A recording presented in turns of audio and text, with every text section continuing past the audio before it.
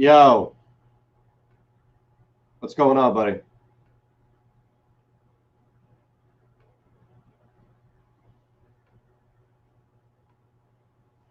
Oh yeah.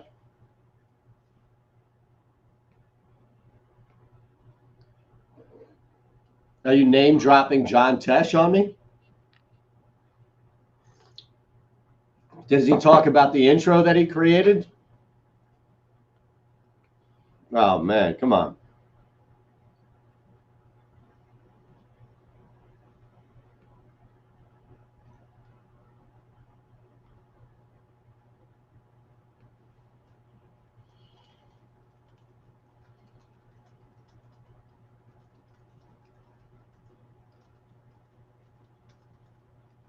Get out of here.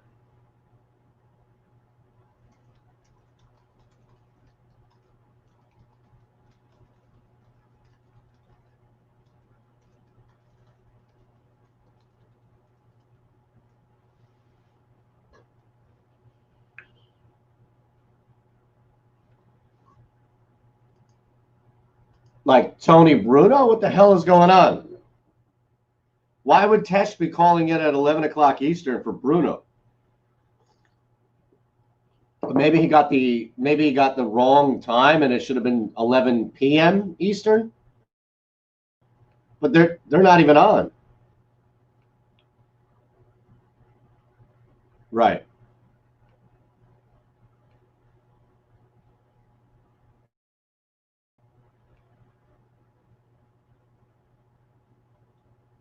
Correct.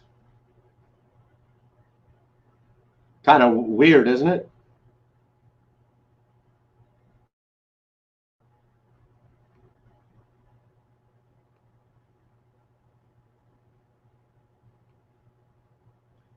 So John, that's just so bizarre that Tesh is calling in for Bruno.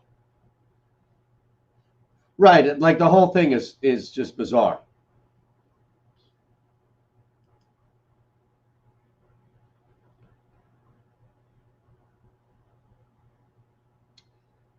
Right, right, right.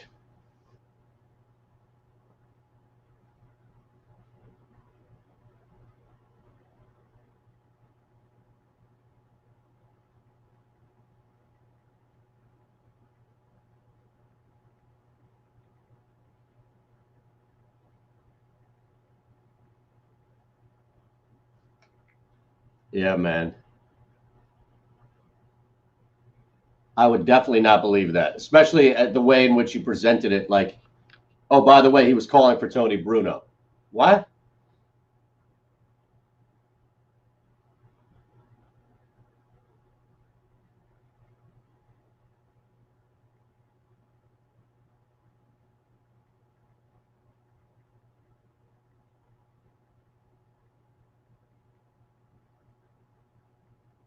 No, not in this. See, that's the other thing too. Like, do you think Tony even said anything to Tesh? Clearly, nobody said anything at all, right?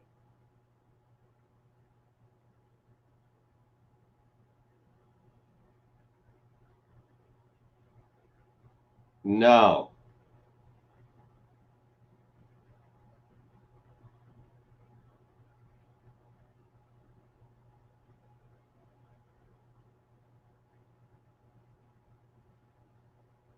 no, not at all. What a bizarre turn of events. No, or is it just me?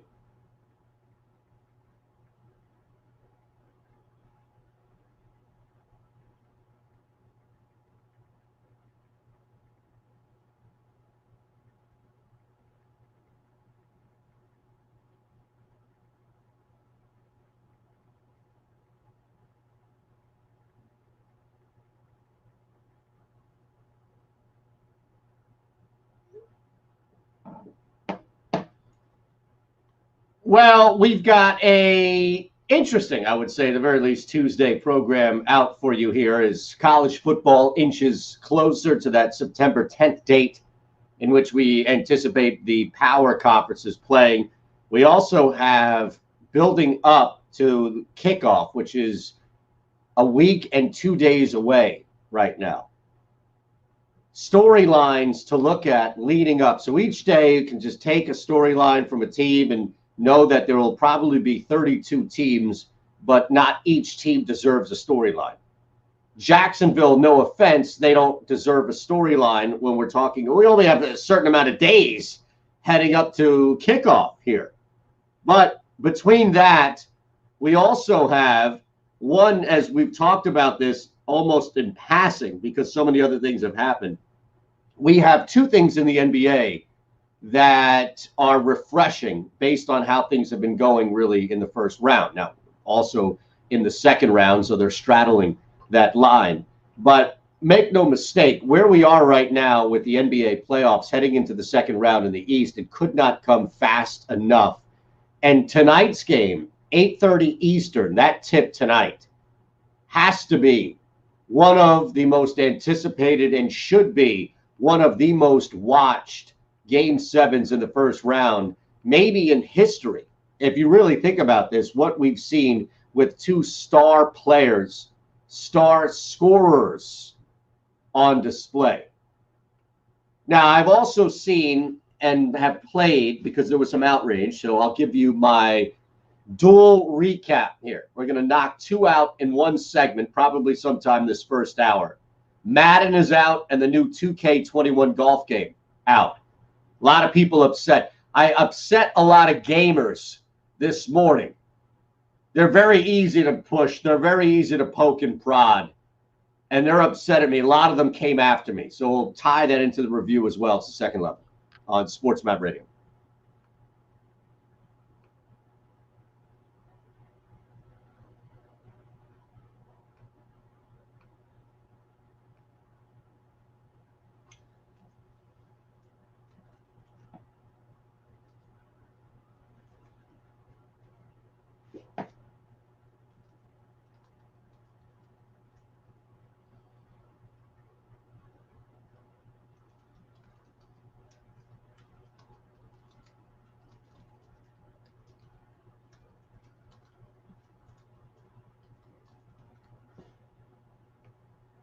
Mm-mm.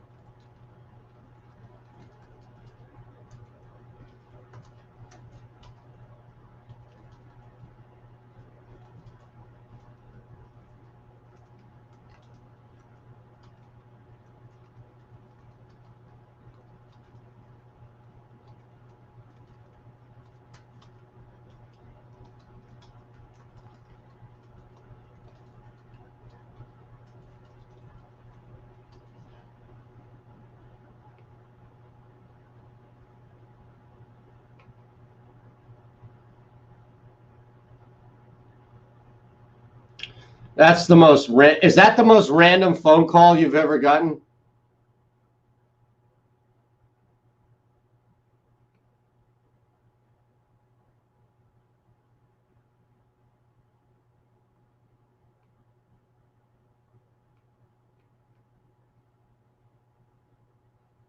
What?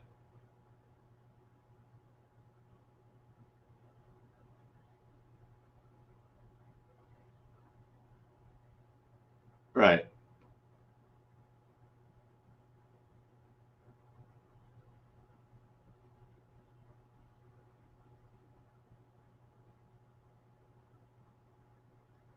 Well, we don't have to say why he called, but we can mention that Tesh called you, right? Okay. All right, that's fine.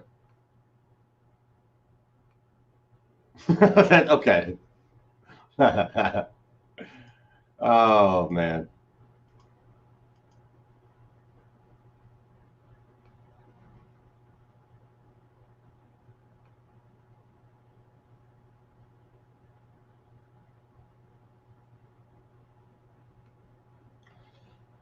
This could be it as I sit here and speak with you at 12 minutes after our first hour. The only team I have left that's in true playoff contention mode right now, and I don't count the Philadelphia Phillies, who are desperate to hang on to any hope that they could finish with that second wild card. But two big closeout scenarios tonight in the NHL. And I don't need Dennis Bernstein or any other mind in that game to know what's at stake here. A team that has dropped two straight for the first time since I can remember. And the sport itself, now this is the only difference, I think, where the NHL does match up more so with the NFL. I don't know for you personally if this will hold up in Denver or in other areas, let's say when your basketball team gets knocked out. But normally losing in, let's say, this second round here, in which the Philadelphia Flyers have their backs, butts, necks, everything to the elbows to the wall. Islanders have looked amazing. Here comes Vegas, been the heavy favorite their entire series against the Canucks. Both teams looking to close out tonight. Could definitely see that play out to where both teams play out. It's definitely a frustrating reality to anticipate. It truly is. And again, you have to understand that it's not San Diego, and we'll go out to San Diego in the second hour and explore what's different and what's changed with that Padres baseball team. But it's not an area that has been taken away. It's not an area that has only a couple of teams and they're never good. And now all of a sudden you got lucky. There are plenty of sports markets, NFL markets first and foremost, of course, that have secondary or tertiary teams, maybe even four, depending how big the city is, multiple teams in the same sport. But there are plenty of situations, and you can live like Atlanta, for example. You can live in Nashville and still recognize how that plays out in an even bigger city, let's say Atlanta. But the point being is when you as a fan, and this is where I am right now, and I think a lot of people in both Vancouver and Philadelphia awaiting the inevitable, which is a smackdown from a team. Now, the difference, of course, Vegas comes in with the expectations, by a slim but still expectations, that they would roll through Vancouver. Meanwhile, this series between Philly and the Islanders was expected to be a little more. And of course, locally, I need to go back and look at how much I wrote, how much I talked about, how much crow is going to have to be eaten as a result of praising Carter Hart and this young Flyers team. Meanwhile, great season for the Islanders that continues this special run that they're on. Vegas, definitely the crash course we all expected for them to be deep in and represent, that Western Conference when it came down to it. But forget the specifics for just a second here. Forget that it's a second round, game 5, 2 times over tonight in the NHL Stanley Cup playoffs. Just when you're down to your last chip, when you're down to, I don't care if you're playing slots, if you're at the roulette table, or if your app that you're betting on, you're down to like $10 and you're thinking maybe I can piece together a 2 or 3 team parlay without having to reinsert and deposit more money. But that's where I'm at right now. I am exhausted as a sports fan. And tonight reminded me of that because I'm going to go into it. I'll actually be on locally for the first hour of the game.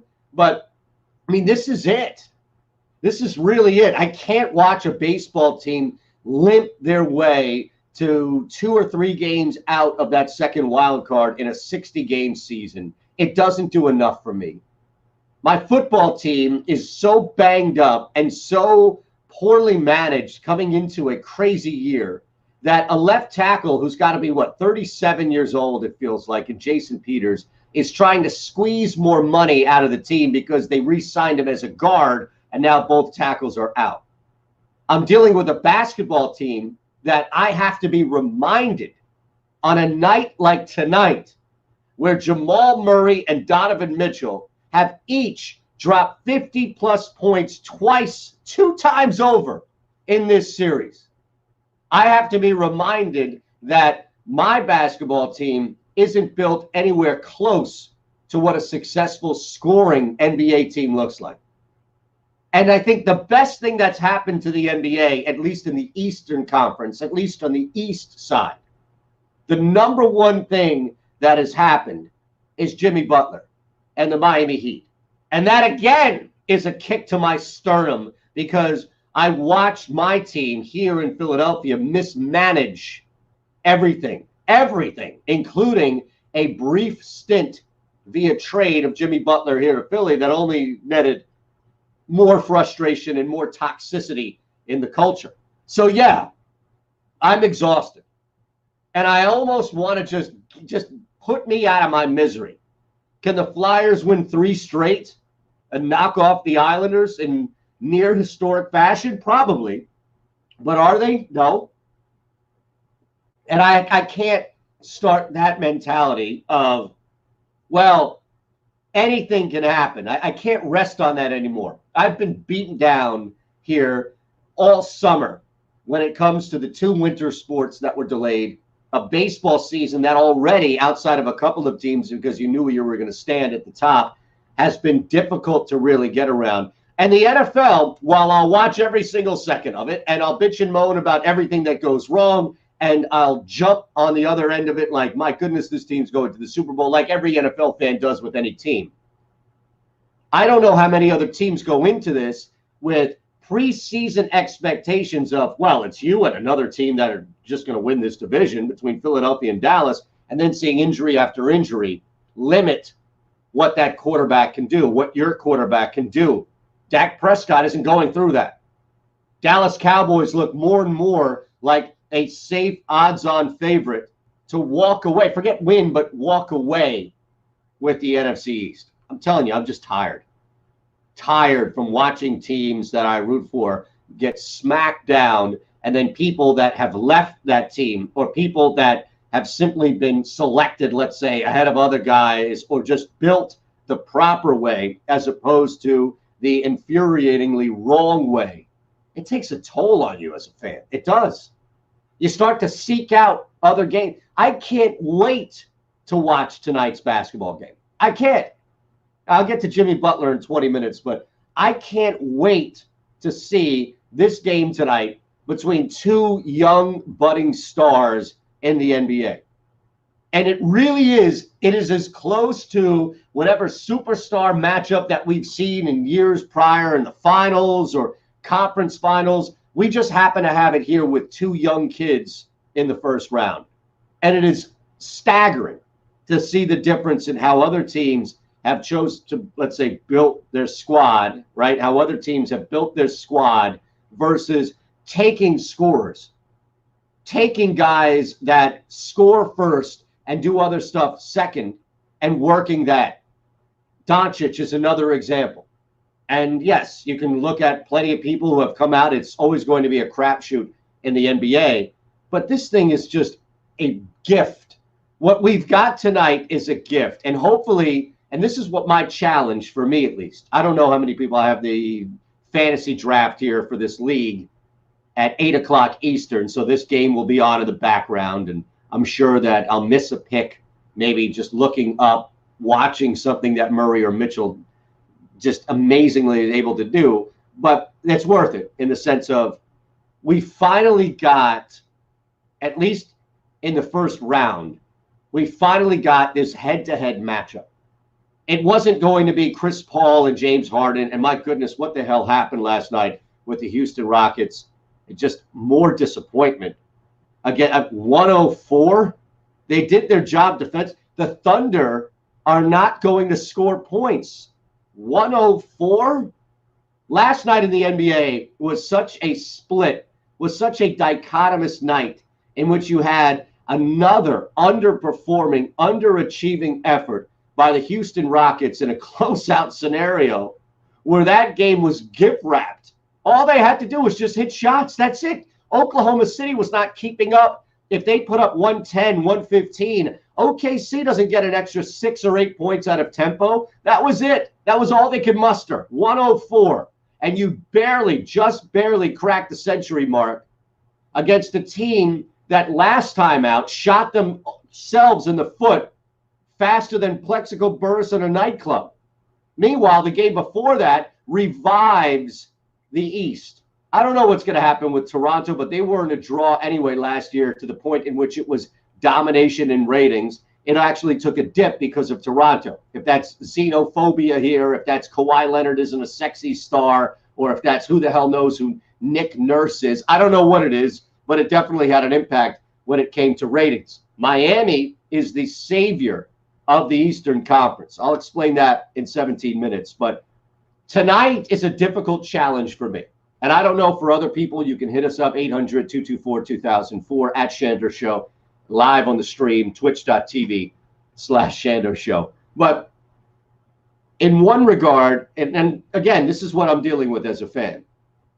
One regard, I'm watching the only true hope that I really had from the jump of a team going on and winning and doing something special.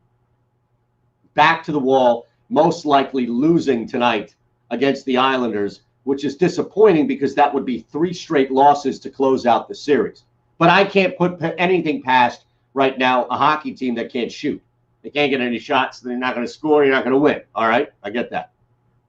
I also, fresh off of watching Jimmy Butler escape, you think it's bad with everybody just leaving, mass exodus down in Jacksonville. That's what Butler was like here in Philadelphia. Dominate the Bucks. Career high in the playoffs with 40. Dominate single-handedly at times. Take down Milwaukee. I have to set aside that my basketball team, different means to the same end. It doesn't matter if you root for the Sixers, if you root for the Magic, if you root for the Suns, if you root for the Kings, the Cavs, the Knicks, it doesn't matter. But we have to separate the fact that our teams are never going to be what tonight is.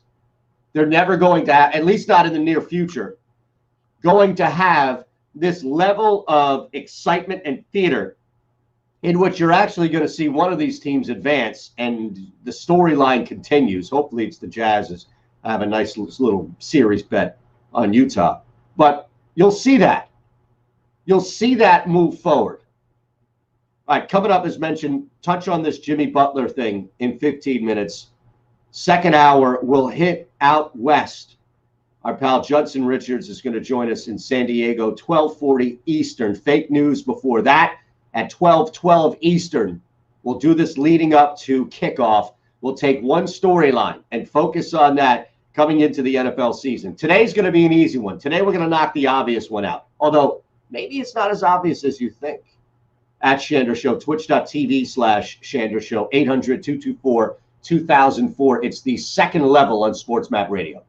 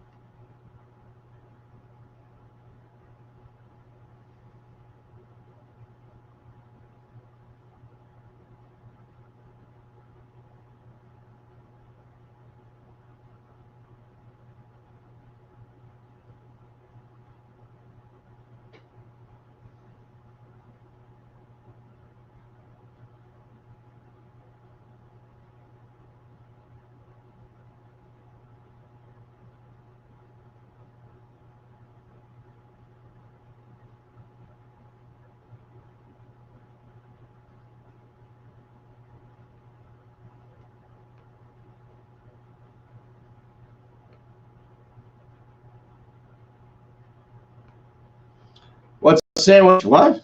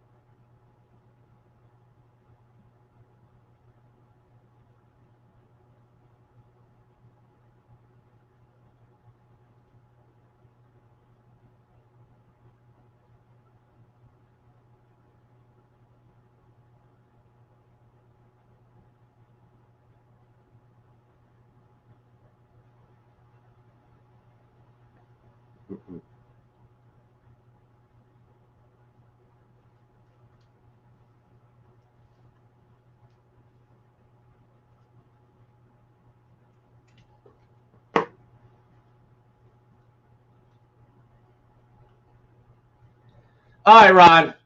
It's been a while since we explored the angle and element of your mind that doesn't have to deal with Tony, Jake, or Aton.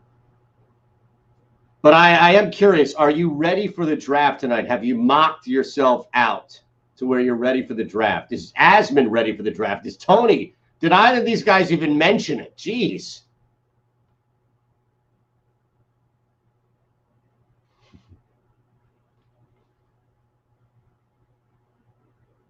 Good, good, good. Am I going to be booed? Oh, jeez. Is this something that Tony or Jake brought up that now you're jumping on board, or?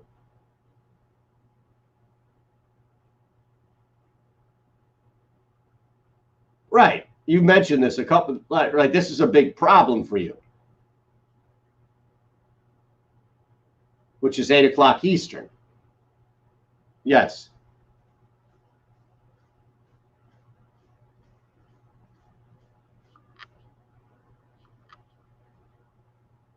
Okay.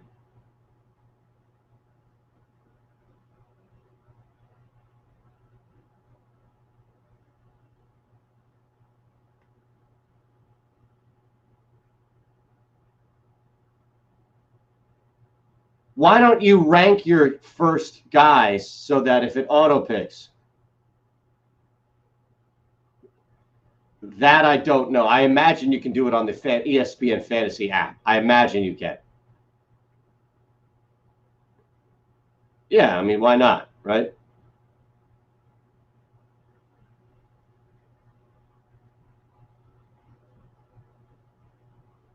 Right.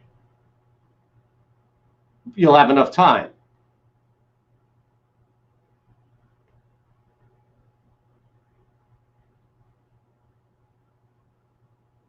Yeah, I would definitely think that gives you enough time. That's the move right there.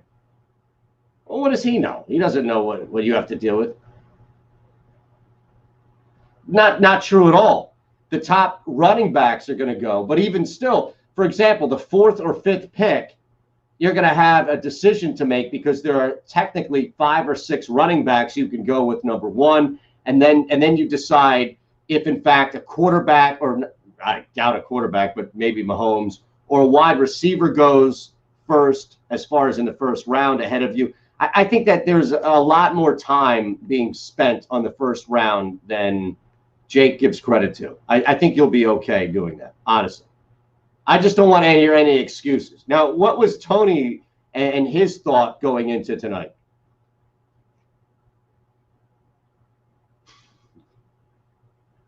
He's going to sleep during the day, wake up, and be jacked up for this.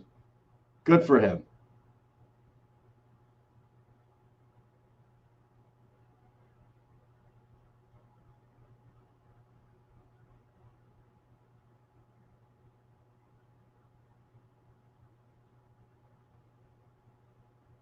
Yes.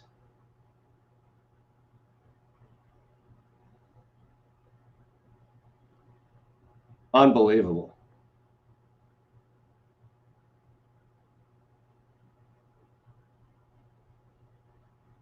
Right, right, right.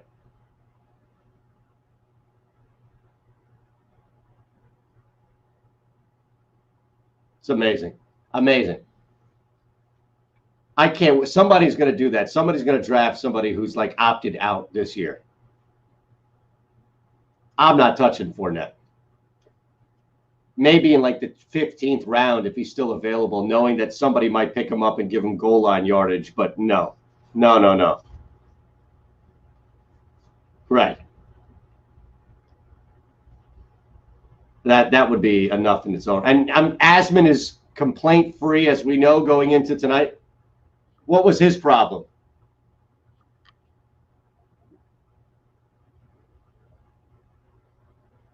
When should it be set? I randomized it. He told me he was okay with the lineup. Unbelievable. What else? What else does he have a problem with? Just the draft order, which he was okay with. Okay. Unbelievable. Now, let me ask you these questions here to shift away from the madness and chaos that will be this draft tonight. And we do have to come back to this before we get out of here at some point in the program, most likely the second hour. What's more unbearable to you? Making brownies for an office party. You are dubbed the man at Sports Map Radio to make brownies. Mr. Gow said, all right, Culver, you're on the brownie duty. Making brownies for an office party and mistakenly using salt instead of sugar, or sitting down in a full restaurant while the chair breaks underneath you as your butt hits the ground. Worst scenario for you.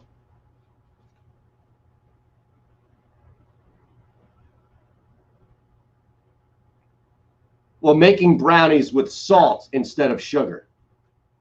And now you have to sit there as everybody looks at you like, whoa, what's going on here?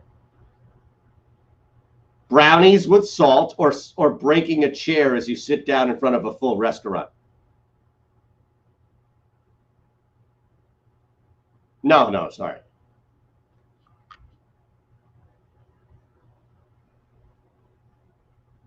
You would be okay with either?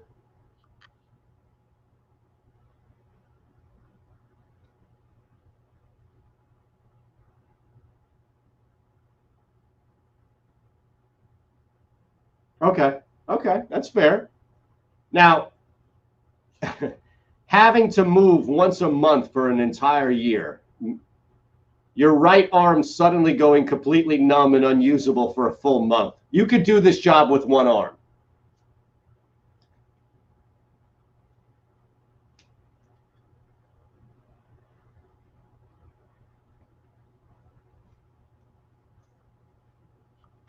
Fair enough.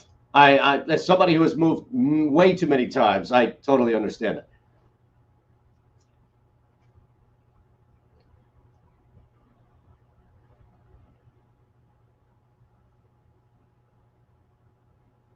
Right.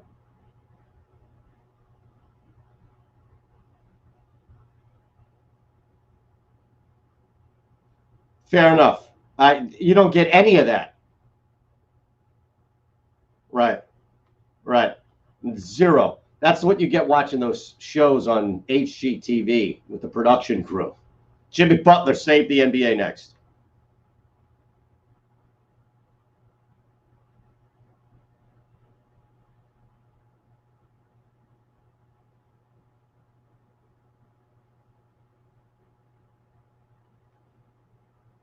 Um, when I left it, no, of course not.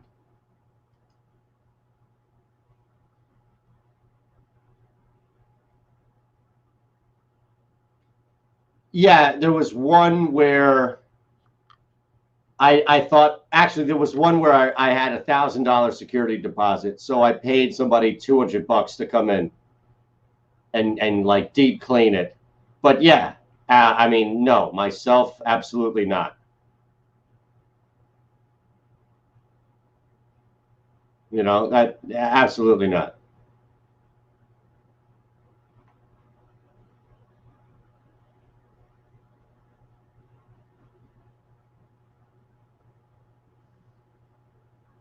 Yo, buddy, do you have Cash App? That's probably the easiest. Hold on. Let me tell you what it is.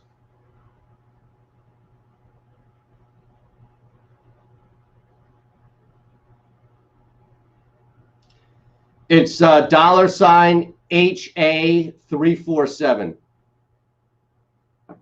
Yep. Thanks, buddy.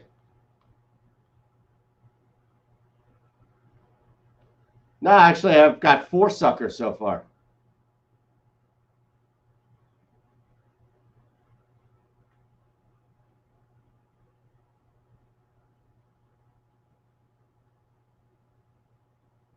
Wait, what's that?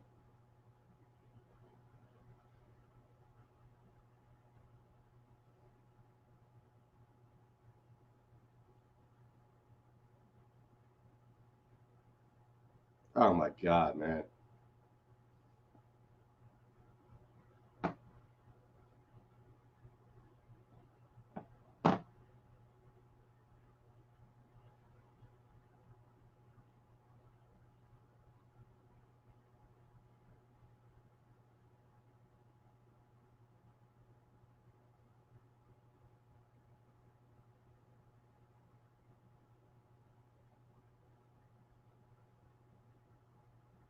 Hmm. Well, you have that noise that goes off when it's time for you to draft, right?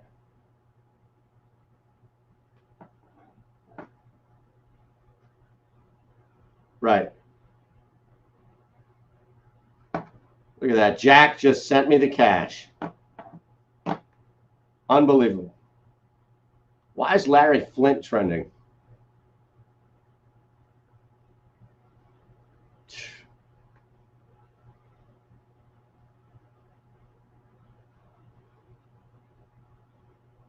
Who cares? I'm not.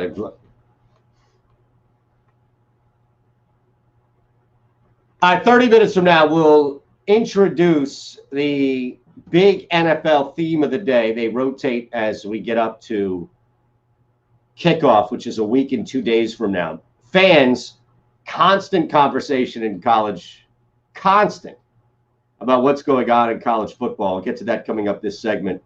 But as promised, last night was the Jimmy Butler show. And I'm watching this clearly with one eye on my own team that for some reasons I know, of course, I just don't agree with, allow Jimmy Butler to just walk, basically make that decision immediately upon Butler walking into the gym.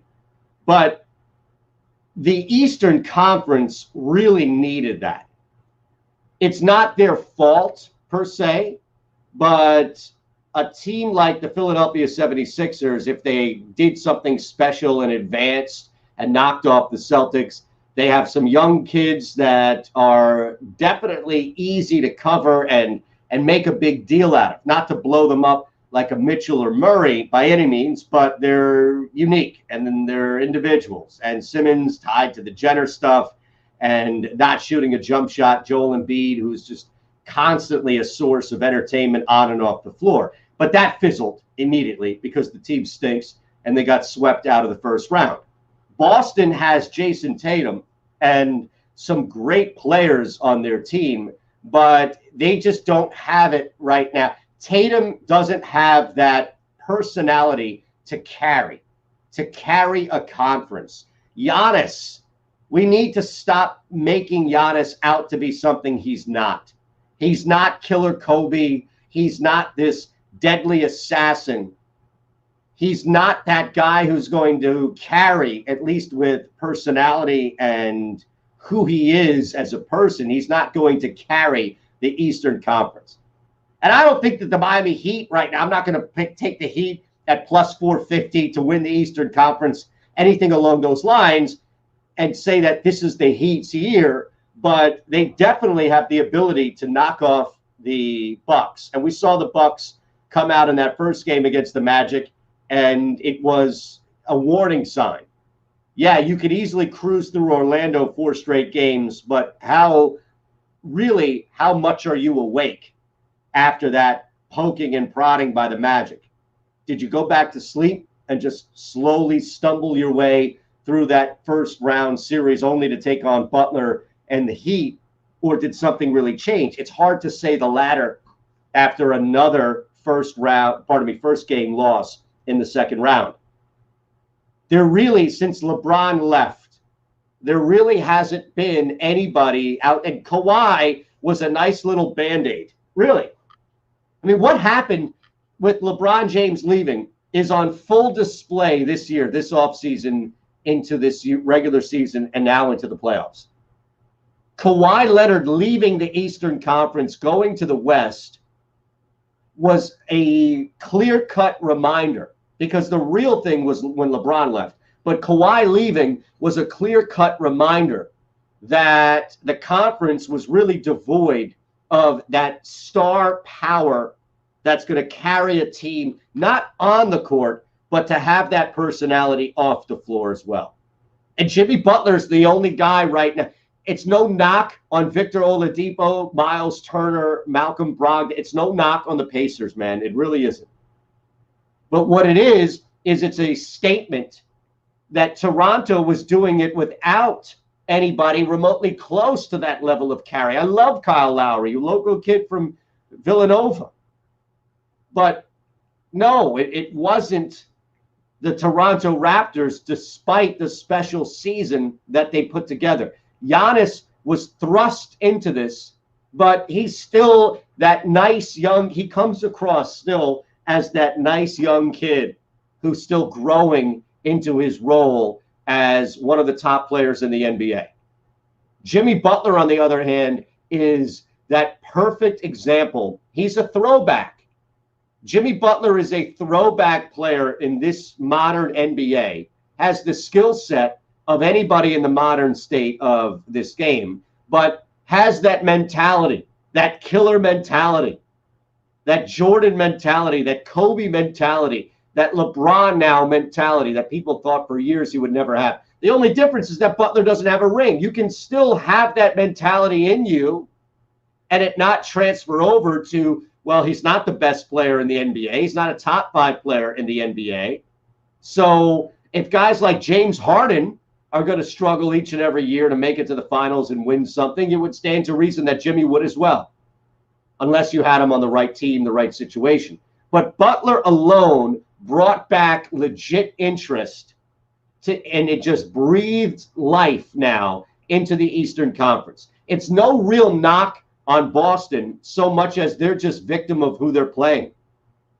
They're just victim right now of the series against a team that not a lot of people are racing to the television set to lock in for an entire game against the Raptors. They're really not. And I don't know what the specific reason is, but it doesn't matter at this point because I'm not trying to fix or figure that thing out. It's more just a statement of the obvious, which is Boston and Jason Tatum are not going to carry the conference like we've seen LeBron and others, if you want to look at it beforehand. And look, Allen Iverson was another one. Didn't win anything, but had the swagger, had the personality, had the talent to make a statement in the postseason and carry a team or carry a down year. This is a down year in the East. When it comes to raw star power, it's a down year in the East of guys who will transfer over. It might just be simply getting Kevin Durant back healthy and seeing how that plays out next year in Brooklyn. The combination of Brooklyn, the combination of that Nets team expecting to be much better with Kyrie back as well. And oh, by the way, Durant leading the charge. I'll concede that it's most likely going to be for this year where you'll at least have Kevin Durant back. I just don't know how that's going to play out. Nobody does. We can expect, we can anticipate, but we truly don't. It was amazing. It was fascinating. It was awesome television. What the NBA does best, put their stars on display, and then you add the personality of Jimmy Butler, who is just an agitator. He's an annoying guy out there, in your face, talking nonstop. The energy is just nonstop. Frustrated as all hell when he misses a shot, getting in anybody's face that's close to him. But you can see it's infectious. You can see that it becomes something that spreads throughout his teammates when Butler is having himself a night, like we did and saw last night. And we haven't had that. Even that first round series, you just didn't get enough of it. Butler gets hurt. That whole matchup between Warren and Butler fizzled out because the Pacers fizzled out. Nets and Magic are garbage this year, so you don't count anything in that lines. And look, the Bucks lost that first game, but even still, it was far from must-watch television. They were on early in the day on purpose. You think the Bucks are going to get a primetime matchup in the first round? Blazers, Lakers, people would watch, and don't try and sell me, well, you know, West Coast games, but they're playing in the same area. They're playing in the same damn gym. They're playing in the bubble in Orlando. The Bucks are not the draw. Right now, when it comes to a draw in the Eastern Conference, and man, just think about what would happen if, in fact, the Heat knock off the Bucks. That's a realistic conversation. They had success against Milwaukee all year. All year. I honestly believe that if you get that scenario play out, the love affair that the media will have, how high of an elevation you'll see Jimmy Butler rise when it comes to the love and support that he's going to get about being the star. Maybe it's Butler's turn and all this. Forget about leaving Philly and all that. The Sixers are an afterthought, rightfully so. As are the Wolves as well. Afterthought, rightfully so. Individually, it's an amazing testament for a guy who just refuses to accept losing, and you can tell that about him. So for all of the fans of professional sports that say, well, you know, athletes don't even care anymore. They're making so much money. Why should I care? Why should I pay money on a cable network if these guys can't even put effort into their games anymore? They don't even care when they lose. Well, Jimmy Butler, you can pretty much feel that come out across the television. You can feel it. Now, this just, speaking of coming across, this just came across my wire. And I admittedly do not know, and shame on me, if it was played earlier on the network today with either Tony or Jake. So I'll defer to you, Ron, and I have the video if need be. But has the Bill Belichick Subway commercial been played on our air yet? Well, we're going to have to dive a little deeper into this. The link has been sent. I'll defer to you. You can do and work your magic, and we'll see if it's radio ready. Maybe before we get out of here, second hour, I'll leave it all up to you, whatever you want. I've also seen the longer video of the kite, and this girl was up for a while. This 3-year-old kite girl, I don't know if you've seen the 41-second video that's been posted, but this girl, like, this is now on the level of uncomfortable than I was watching with that Greece rescue out in the middle of the ocean. Like, she was up for a good 40 seconds, man, flying around. I gotta stop watching these videos, man. Seriously, I gotta stop watching them. 100.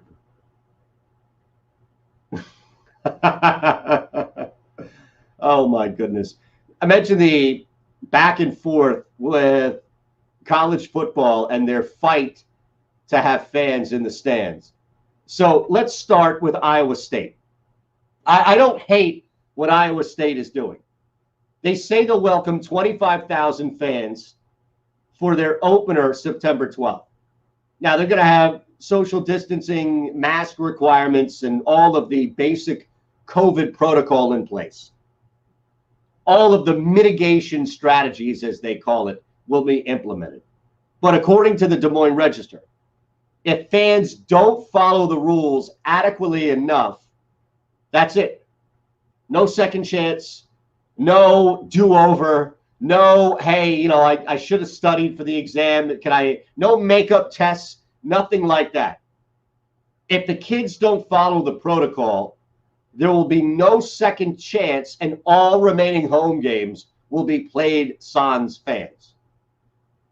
If the plans are followed, then season ticket holders will be welcomed beginning October 3rd, and that's when Oklahoma comes to town. So that's going to be a big one.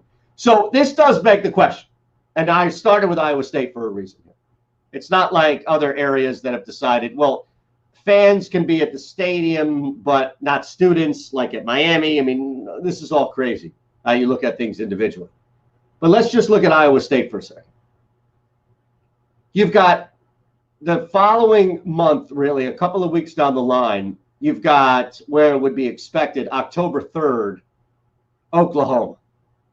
Do you honestly think that they will go through with this and pull people's ability to go to the stadium if nobody's wearing a mask and people are on top of each other and it looks like 3 a.m. at a frat party? That's one thing. But if you can pick and choose throughout a picture, let's say, where it looks like, maybe 25, 30% of the people just aren't giving a damn at all about anything, do you really think that they will pull tickets and pull people from the stands? Or is this meant to be even more stern of a warning? Hey, if you don't listen, I'm going to pull this car over and we're going to turn right around. We're going on a vacation in which the person saying that is thrilled and excited. The car is packed. You're there for 8 more hours in the car. You start to realize that that's probably not going to happen. I wonder if Iowa State has backed themselves into this corner where it was really just an empty threat and they're going to progress anyway. At Shander Show is how you get us on Twitter, twitch.tv/Shander Show. Ron Culver, 2 N's on Twitter as well. It's the Second Level on SportsMap Radio.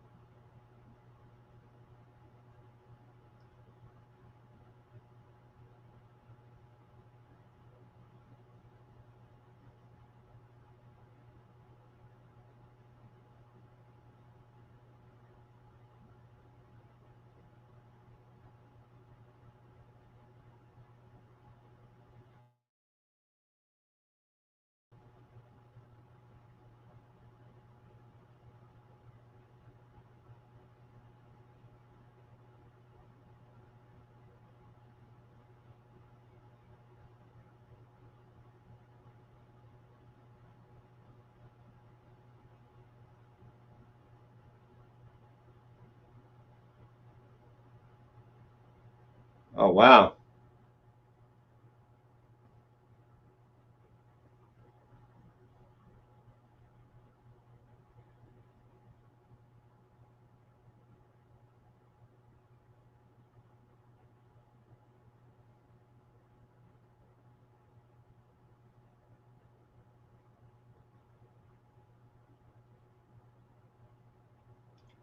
We have a busy second hour. We'll look at the biggest NFL storylines heading into the season, one by one. Also, what's going on in Miami, not with the Dolphins, but the University of. Fans at the games, but not students. This thing is just going to be handled individually, different across the board here. And as we wait everything coming out, even Notre Dame, 15,000 tickets will be sold, with students getting first priority to grab season tickets. Normal attendance for Notre Dame home games, 78,000. Faculty and staff are next in line after students. And then at that point, tickets won't be available to the general public or regular season ticket holders. So even when you look at who or what is allowed, as far as an entity is allowed at stadiums, it changes over and over again. It changes depending on if you are at Notre Dame, if you were at Miami, if you were at Iowa State, for example. This whole thing is a mess. It's a fun, chaotic mess, but it's still a mess. At Janda Shows the second level, back second hour. We'll try and track down that Belichick Subway commercial as well on the second level.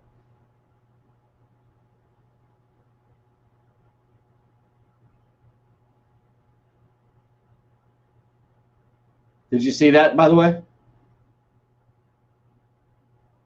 Oh, nice, nice.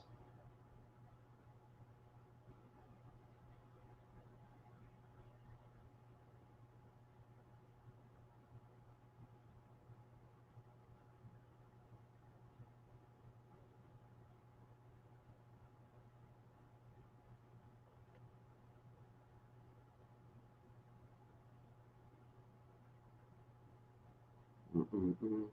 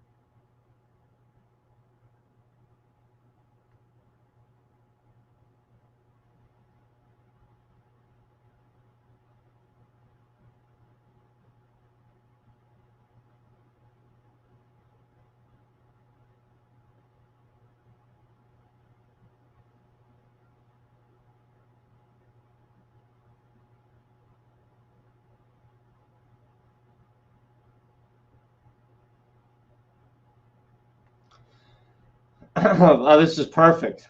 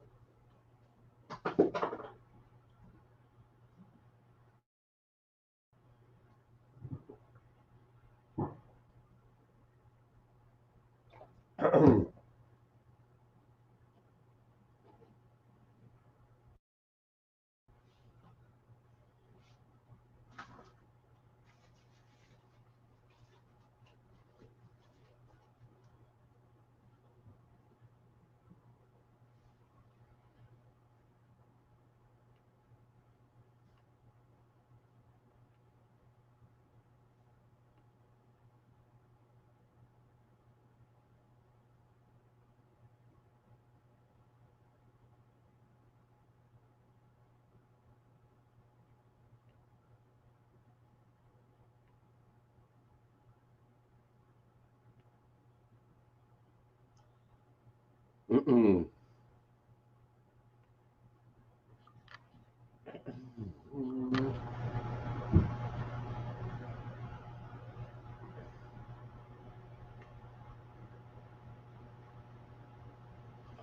Couple of schedules have been released. Big 12, I'm looking at that. The ACC as well. SEC, it's here.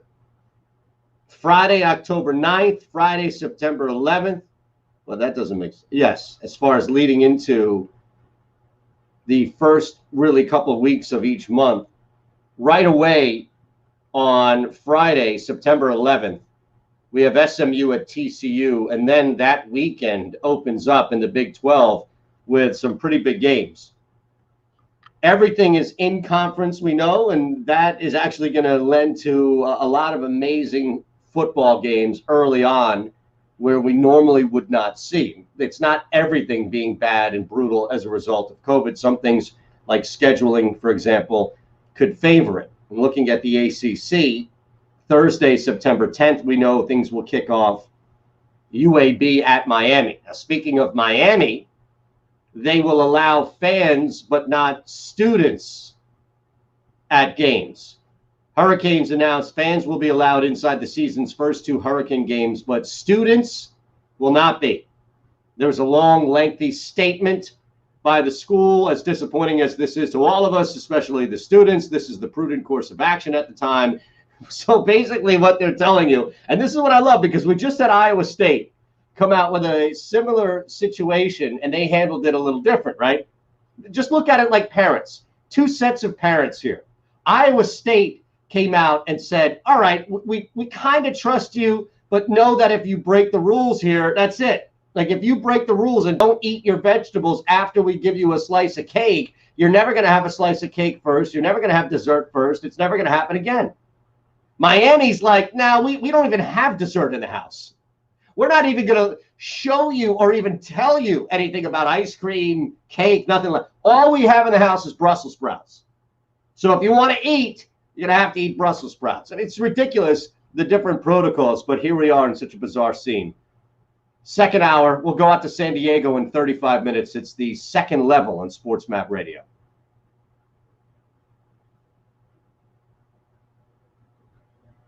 Oh,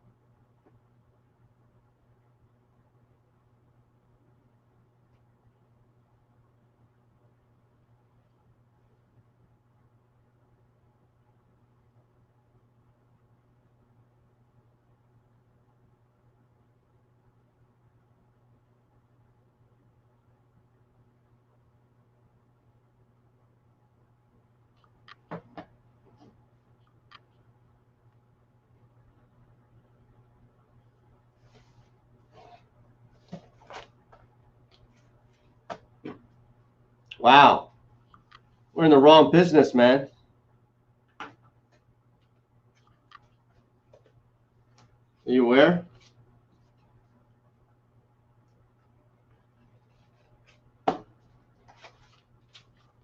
Are you aware, sir? The Aviation Foundation and how much money you can make on average. 66,000? I didn't.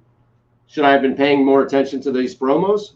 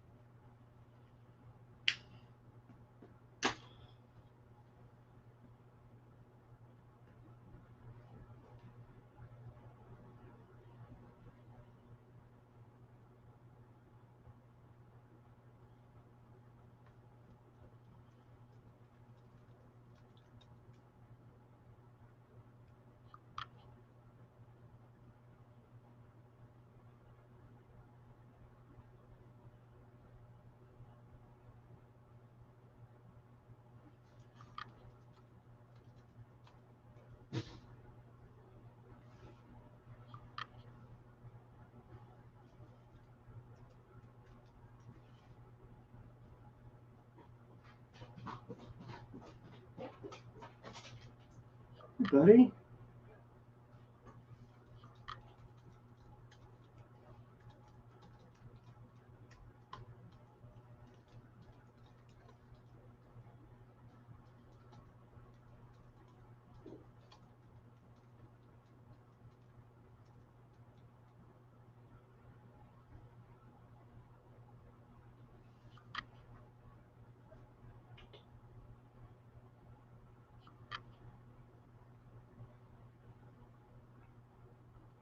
So I was thinking about this as we put that tweet out yesterday about the number one storyline outside of your own personal interest in your team heading into the NFL season. So we just opened up the conversation with you on Monday. And as you can imagine, not the overwhelming majority, but what seemed to be a decent sized majority centered around Tom Brady. Now, for me personally, and again, this is, we even threw it at John McMullen. It's not COVID so much about, well, how will the season go? And spare me how much the ratings will be impacted by any commitment to push for more awareness of social injustice around this country. The NFL ratings didn't suffer in the slightest. For like 2 weeks, they were down from what they were a year ago, because a year ago they were above max capacity. The easiest analogy to show you, it had nothing to do with an election. It had nothing to do with kneeling and Kaepernick, inflammatory comments made by soon-to-be president. Nothing like that. Had zero to do with it. It was just, imagine this. You're in a room and you see on that back sign of the room, max capacity 100. And you have 120 people in that room. And then 20 people leave. You'll notice 20 people leaving. But you're still at max capacity. You were just over max. And that's what happened with the NFL. It was so popular at one point that nothing else was even coming close. And then all of a sudden it took like 2-3 weeks of a dip and people were panicking. You had these think pieces coming out. Minds were exploding. You see, this is why you don't protest or anything like that. And then we saw, well, it really didn't matter because the National Football League dominated network television 1, 2, 3, Sunday, Thursday, Monday. Back then it was Sunday, Monday, Thursday. Now it's Sunday, Thursday, Monday. It's ridiculous. Nobody watches more football than us. And nobody watches anything more collectively than the National Football League when it comes to primetime network television. It's just data comes out every single year. So from that standpoint, it was more about football. And it was more about where you are. And I can separate my own fandom here with the Philadelphia Eagles and look at some of the main storylines that jump out at me in the National Football League. And I have to say, as much as the obvious one might be for you, Tom Brady, It's not for me. And I'll start Tuesday, today, 9 days, if you can make it through today, before the kick, first one that week, just probably one of the most anticipated kicks in NFL history as far as just that first game this season. No short, reduced season like MLB or anything along those lines. But yeah, that would be it, where I get Tom Brady and the Bucs and people just want to see what Tampa can do. But the real storyline is, and it's a trickle-down effect here, the real storyline is the AFC East. I am just glued to what's going on with the AFC East.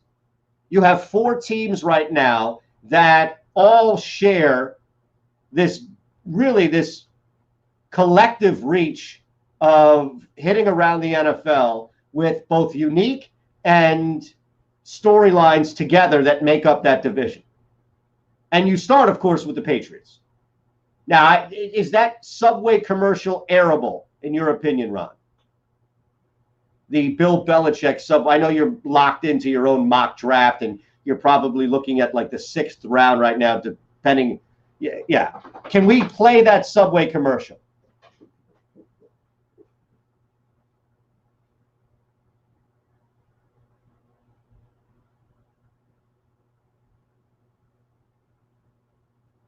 I've seen it.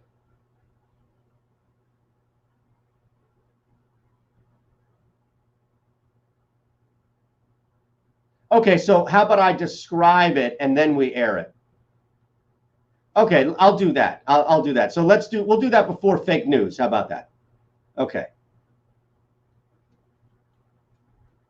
Yeah, absolutely.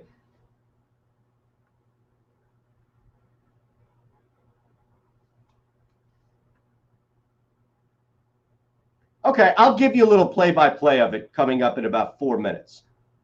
And we'll do that, then hit fake news. 1240 Judson Richards out west will join us in San Diego. But the number one storyline for me outside of my own team heading into the NFL, and we'll count down. I don't have a list or Mount Rushmore or anything like that, and just going off of feel each and every day, depending on what I honestly look at as something that'll jump out. And Brady could be tomorrow. Brady could be Wednesday. I don't know yet. But today it starts with Belichick and Cam Newton. And if this thing works, how special of a season the Patriots will have, partly because Belichick, it seemed, was written off by a lot of people as far as maniacal, pushing Brady out. They tried their best, the Brady campaign, to smear everybody in the Patriots on Brady's way out. And they lose a couple of guys opting out. They've lost some other people to free agency. So you start to wonder, you don't have top 4 or 5 wide receiver sets that are just waiting for Cam Newton either. This thing is not going to be easy. Yet if they click, and Josh McDaniels and Cam Newton click on offense, and Bill Belichick is able to motivate and get the most out of Newton, who is now healthy and in a new environment, a winning environment, if this thing clicks, it's going to make so many people look really foolish about betting the Bills to win the division or taking the Dolphins to make the playoffs on top of the Bills winning the division and keeping the Patriots out.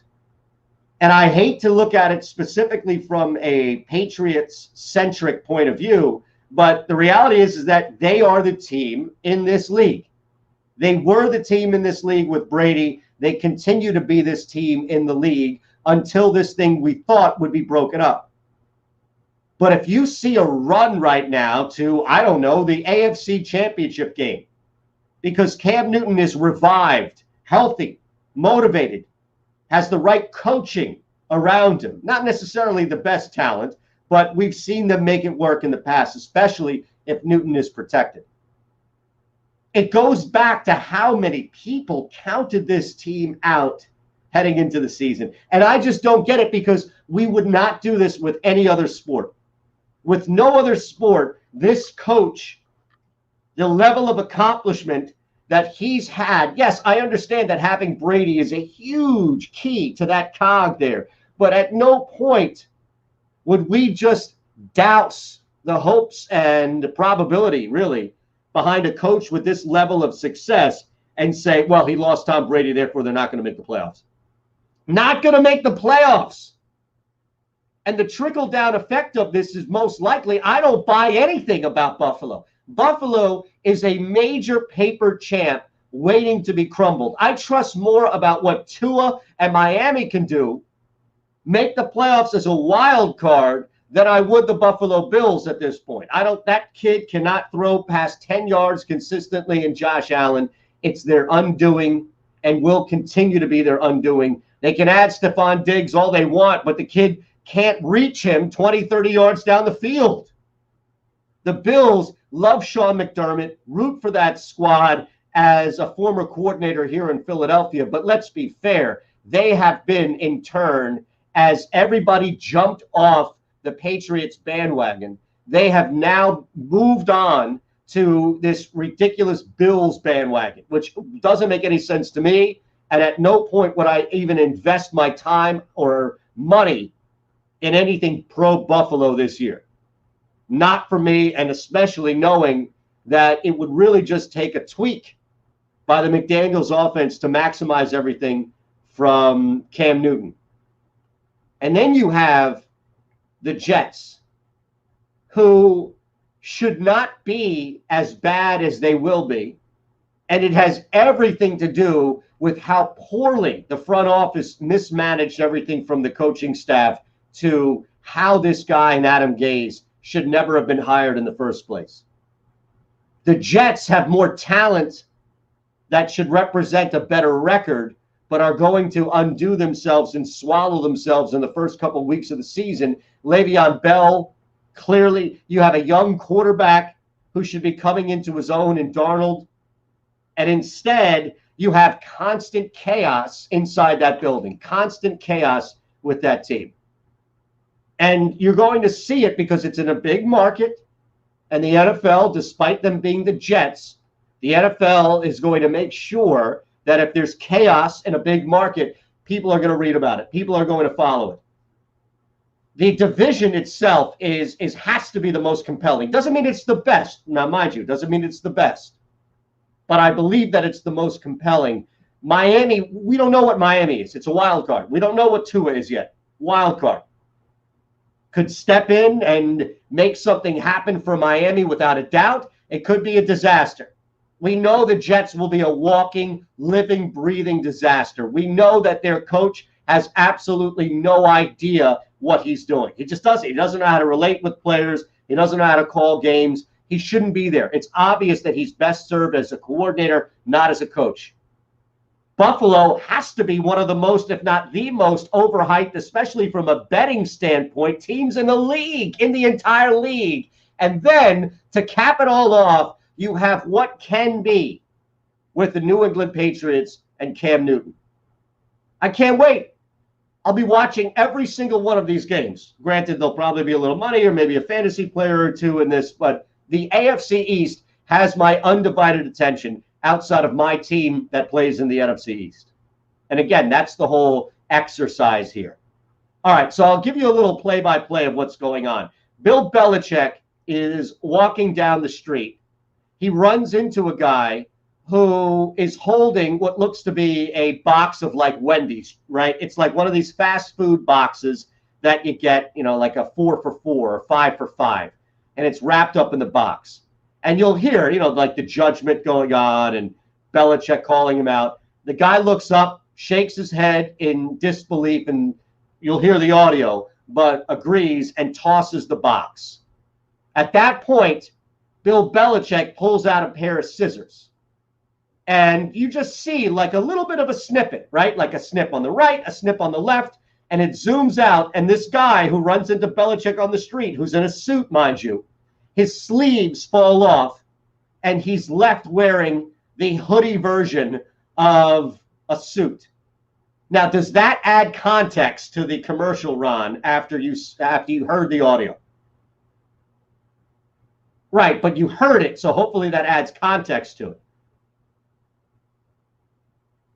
All right, let's do it.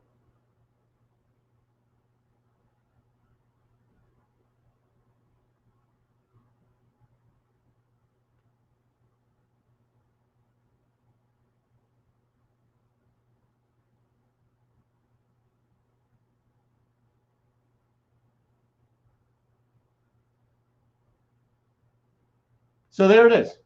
The judgment comes 2 times over from Belichick. He's walking down the street as slovenly as possible in this cut-off hoodie, right? I mean, he's Belichick brand. Was Brady a Subway guy?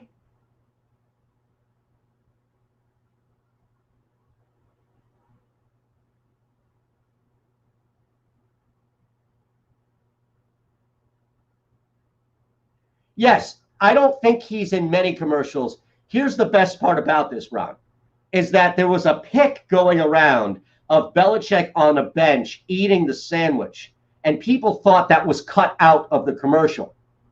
But it looks like that was just Belichick on a break in the commercial, eating the Subway. This is amazing. No, but can you do that? Can you Photoshop that and then tweet it out? Oh, jeez, come on, man. Maybe somebody watching on the stream can. Twitch.tv/Shander Show, at Shander Show, at Ron Culver, 2 N's. We'll hit fake news next. Yes, give Ron credit on Twitter, at Ron Culver. But that's it. I'm telling you, that's the commercial. He says 3 words or 4 words total, right? Judging the fast food and then judging the look and leaving the guy with the cut-off suit to go back to the office. Fake news next. I mean, it's just typical, like.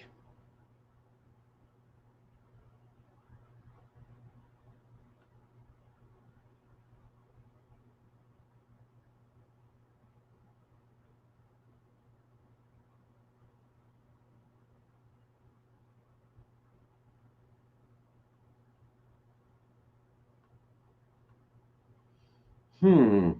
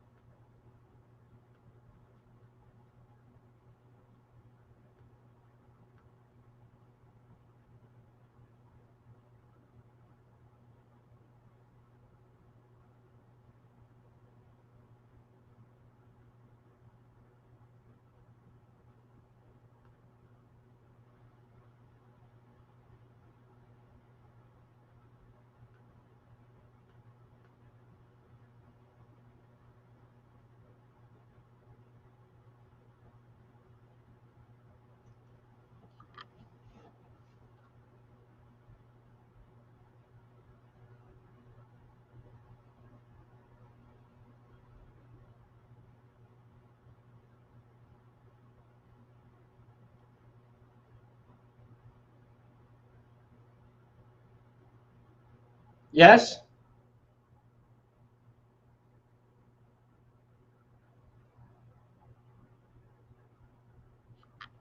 Cobra Kai. How did I know? I was talking about this last night on my local show. I haven't seen it yet, and I'm tempted to now jump in because you're watching it. I only recognize the first Karate Kid. Okay.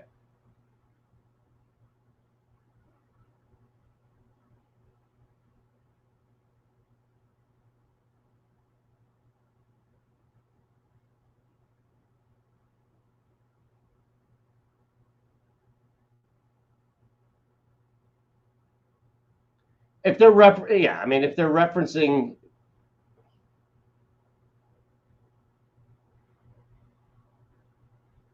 hmm. Ah, is that what it's on Netflix, right? Okay. Damn you, you're gonna have me watching this show again.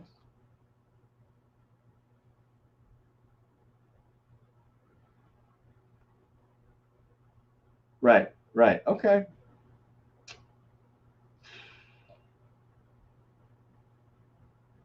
Man, no, not at all.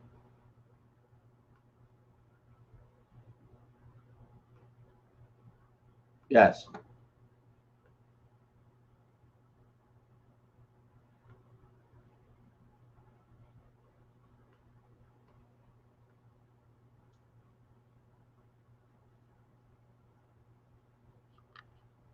Jeez, what?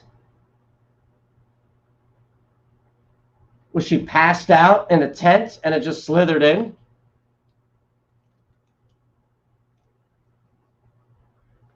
Oh my goodness. I again, like these videos, man.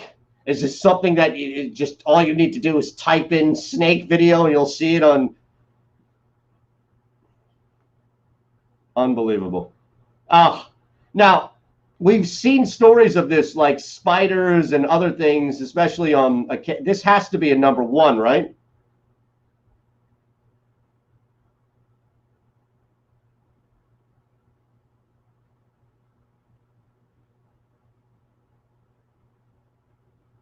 Right, and yes, exactly. Ooh, believable.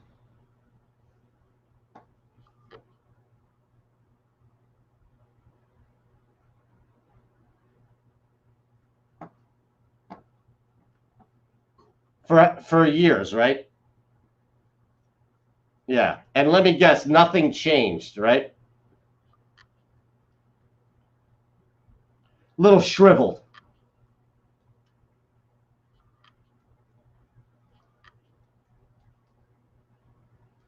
nothing.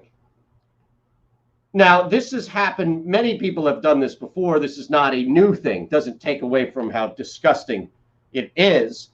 But we've seen this. That's how I knew what this was without even knowing if it's real or fake because it's happened. Oh, is that what makes it special? Is it was done on a TikTok video? Now, was this a propaganda video here that's aimed at? Okay.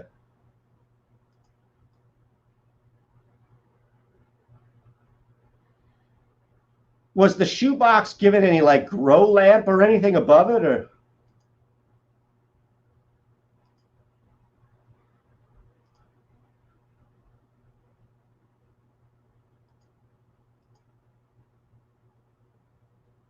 It's something else, man. Believable because I've seen it.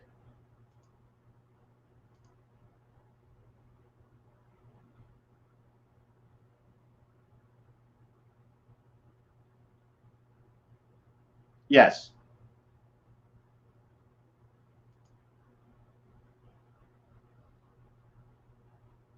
Is that like Kenny in South Park, like a historic death? Toad is an historic character. That's a little somber, don't you think? Like that's pretty serious.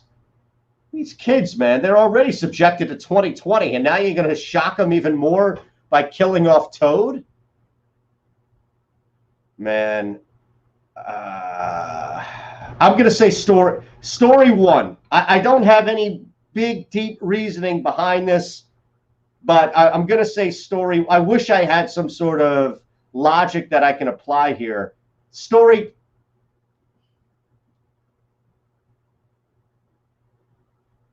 No, I feel like story two, I've seen it before, so it's believable. And story three, like, how many times are you going to remake the same Mario Brothers game before you actually advance the story and kill somebody off? So I'll say story one. I'm sure. Of course I'm better with John.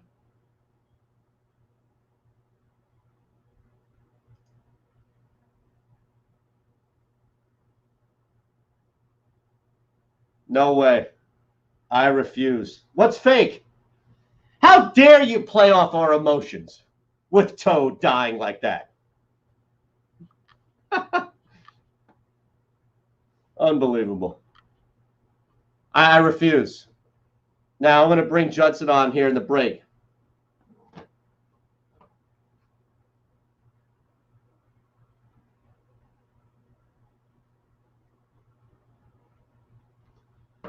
I refuse.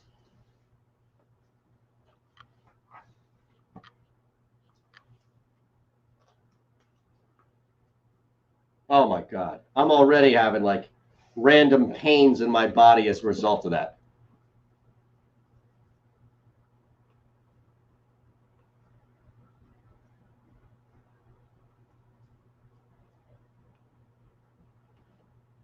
Yes. I imagine it wasn't here. It would have been bigger news probably here, right?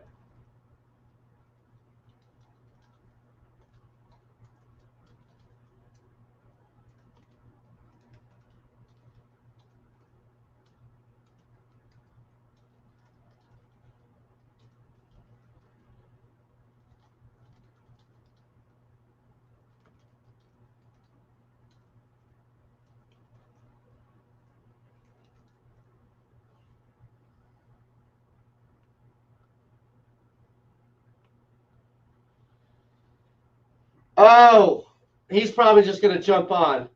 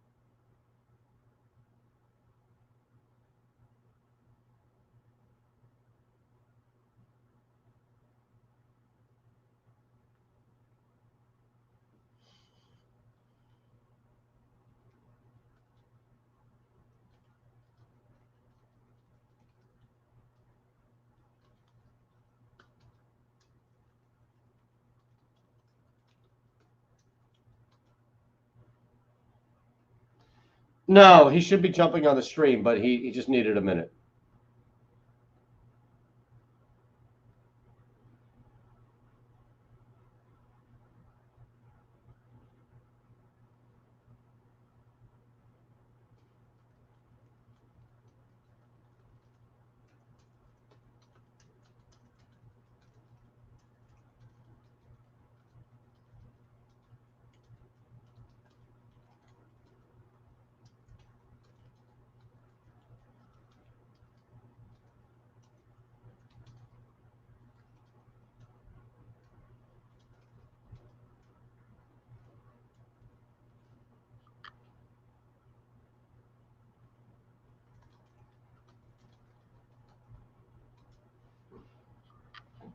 We're waiting Judson Richards, who will pop up both on the stream and throughout the radio here.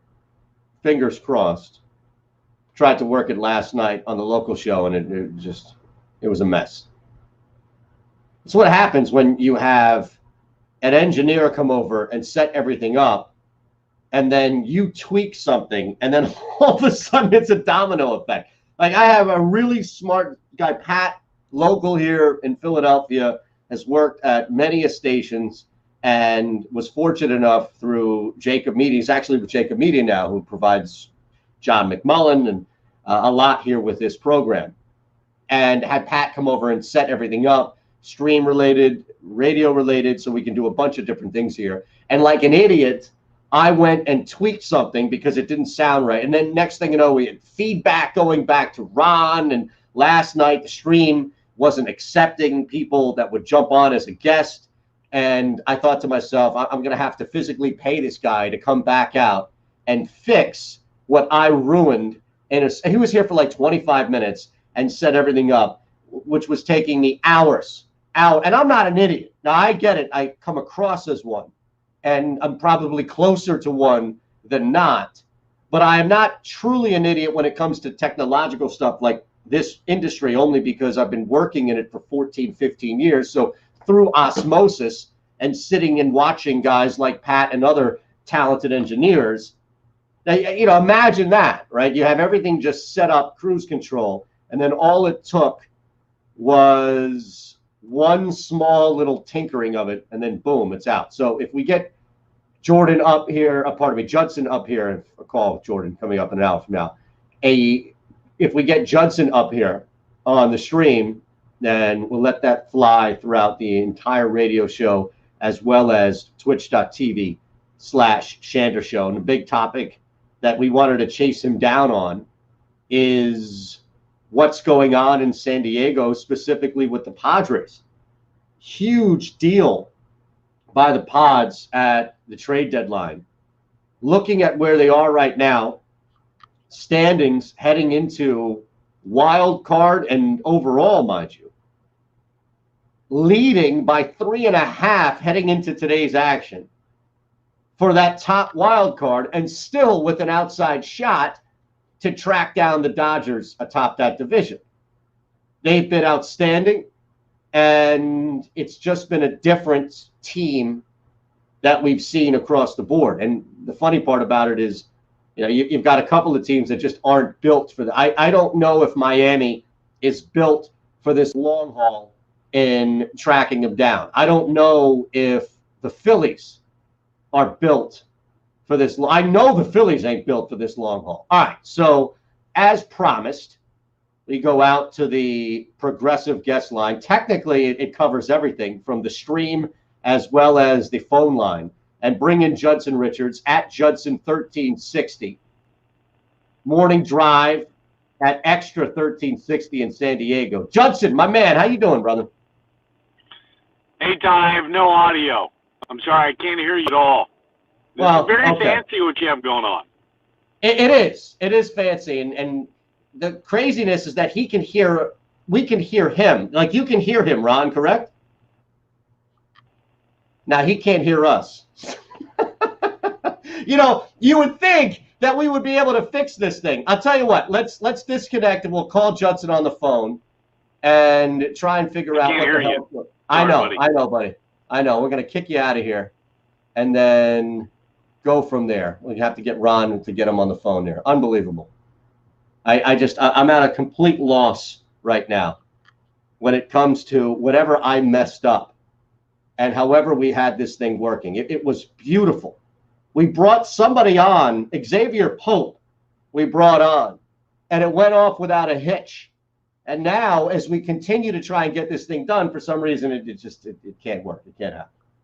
I am beyond upset right now, but such is life. We'll make it work. The good news is that we could hear Judson. That was the best news, is that we could actually get him back. So we're getting there. Now I hear him on the line. All right, Judson, appreciate it. Sorry to kill about 5 minutes of this interview with something that we probably should have done 2.5 hours ago. But you were on the air anyway. So I appreciate the time.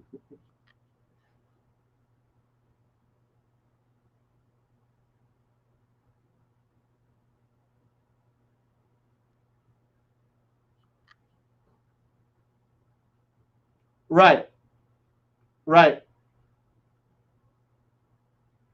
Well, likewise, and you know me well enough to know that there's no prep here, that there's no planning anything out. We just get on the air, we talk, and whatever comes from it. I will say this. Let's start with something that should be, I think, obvious to everybody outside of San Diego, as it's been obvious to you guys for a little bit now. What the hell has changed with this baseball team? How all of a sudden are we talking about the Padres as a playoff-bound baseball team?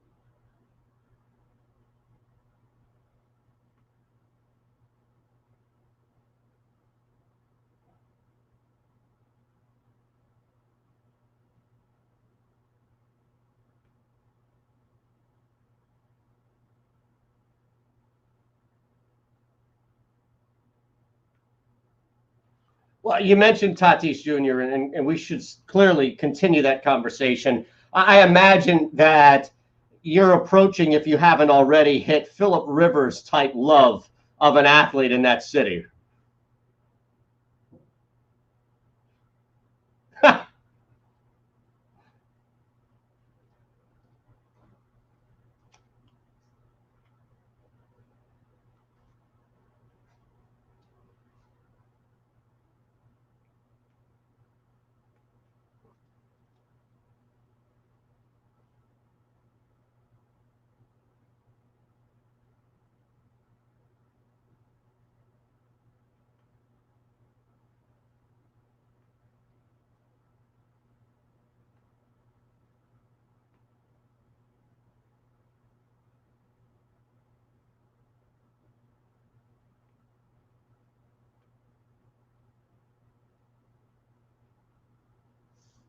That's amazing.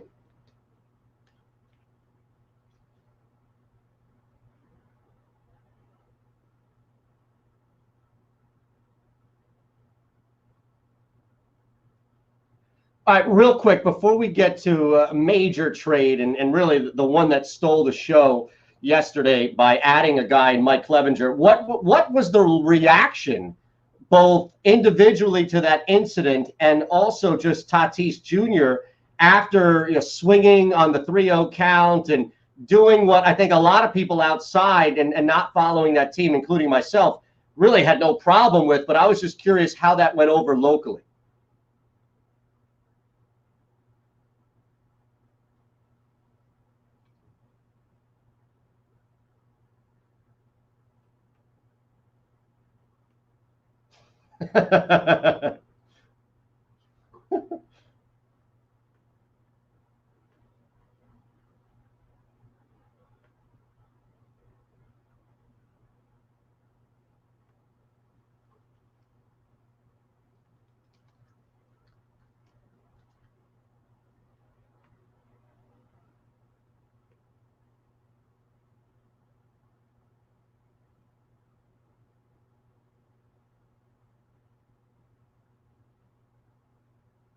Right.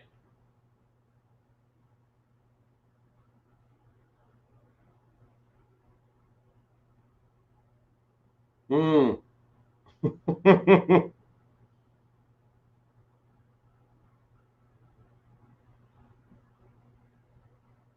Right. Ah, gotcha. Gotcha. I'm a violator. You know that already.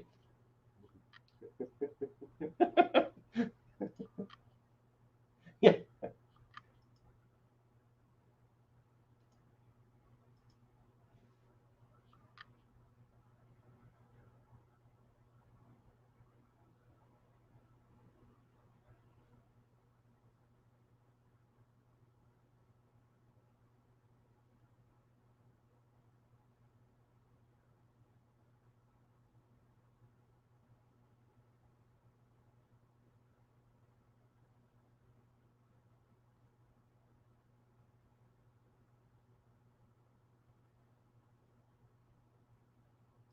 So now with expectations matching the arrival of a guy in Clevenger's ability, what's the conversation like? Because I imagine that it took a lot of people, maybe not the most savvy who have been paying attention to this team and maybe getting some insight as far as what they could be doing, but that move alone had to take some people by surprise. And then you add the expectations once you make that deal. You mentioned catching LA. That's probably bare minimum right now.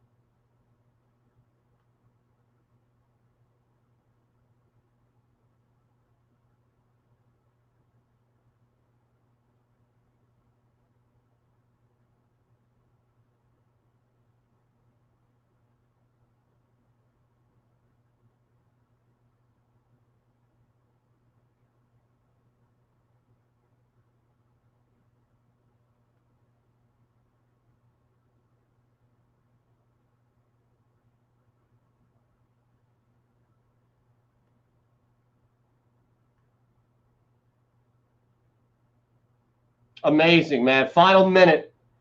Judson, appreciate it, brother. And sorry about the technical issues ahead of time. So we've got a minute. And just to ask you moving forward, regardless of what happens this year, how sustainable is this for the Padres moving forward?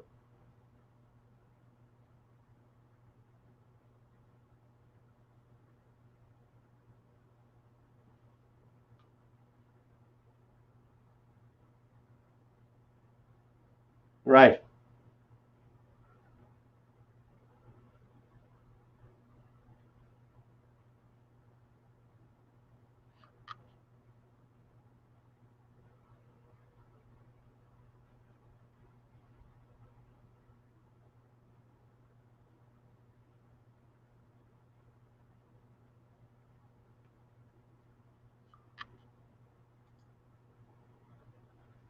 Wow.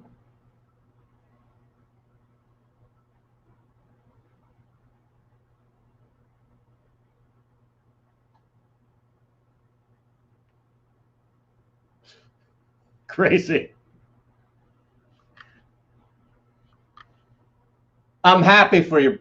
Yes, knock on wood, knock on stone, metal, whatever you have. I'm happy for you, Judson. On top of the beautiful weather and healthy lifestyle that everybody's living out there in San Diego, now you have a baseball team to watch as well. My man, my brother, I appreciate you as always at Judson1360. Unfortunately, I'm up against it, but we'll chat soon as this story isn't going away. Thank you, man. Be well, be safe.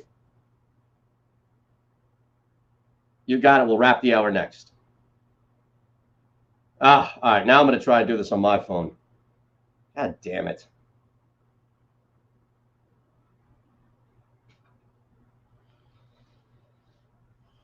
All right, Ron, are you there? No, I don't know if you got up real quick. I'm gonna try getting in on my phone, and I'm just gonna step away to see if you can hear me. Okay, and then I can hear you.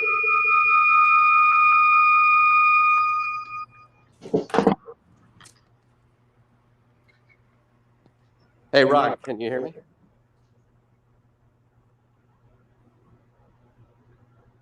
Ron, can you hear me?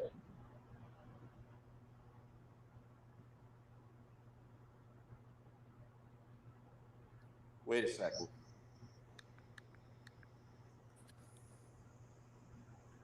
1 2 1 2. Can you hear me?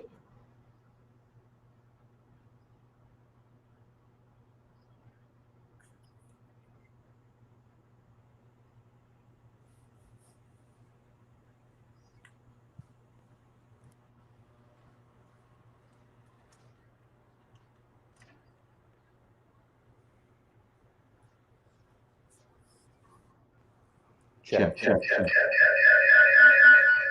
Oh, how about that echo? Check. All right, so it's going out over my phone. Crazy echo.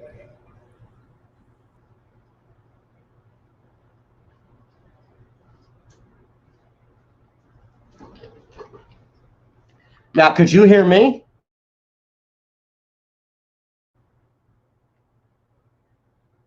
No, well, I mean, I'm on the phone. Right. I mean, I'm on the phone and I'm in my basement and I was probably close to the mic.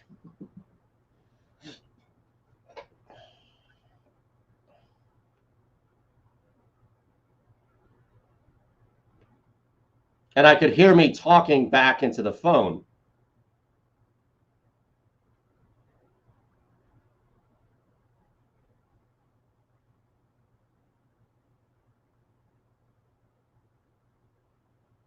Hmm.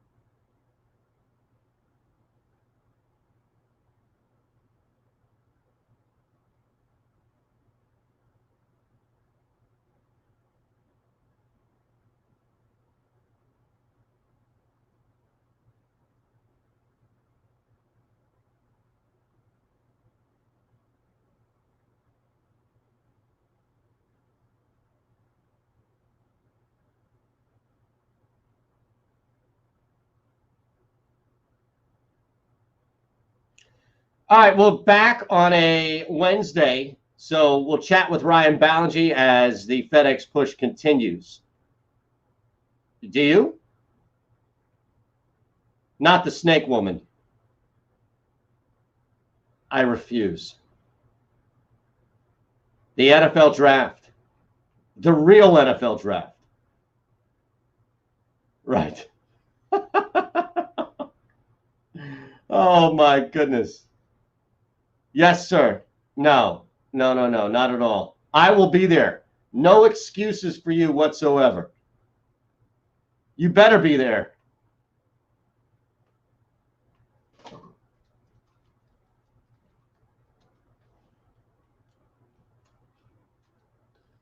You have 2 drafts tonight?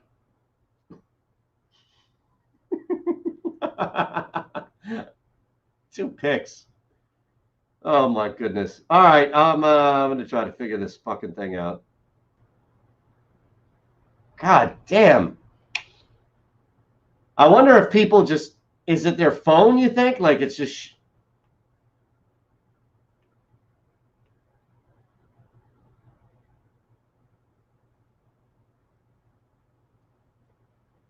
Oh yeah?